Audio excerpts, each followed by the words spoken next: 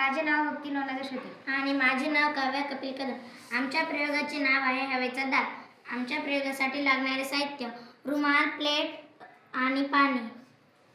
मी पहिले अर्धा ग्लास पाणी घेतले, त्यावर रुमाल झाकला आणि रुमालाला खालून गच्च केले।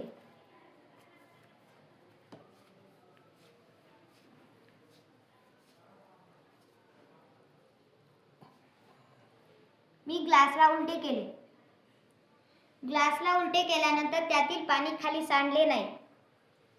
ग्लासातील पाणी सांडले नाही कारण खालच्या बाजूने हवेचा दाब असल्यामुळे ग्लासातील पाणी सांडले नाही आणि ग्लासातील पाणी तसेच राहिले।